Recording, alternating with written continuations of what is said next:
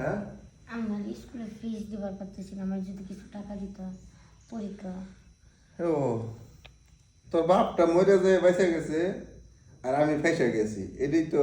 হ শোন, এই পর্যন্ত কয় লাখ টাকা যে তোর পিছনে খরচ করছি, আমার কিন্তু 2টা পয়সা লাভ হয় নাই। আজকে আমি কোনো লাভ ছাড়া টাকা দিতে পারবো না। আমি তো তোমার ভাইস্তি, তো আমার কিছু খরচ করবো না বেকার। বাস্তি শোনস, আর বাস্তি আমার খুব ভালো লাগে বুঝছস। ওই তোর কাকিটা চলে যাওয়ার পরে খুব অনাহারে আছে। দেখ তোর তো বয়স আর কম হয় নাই, মাশাআল্লাহ খুব সুন্দর সুন্দর সব কিছু হয়েছে।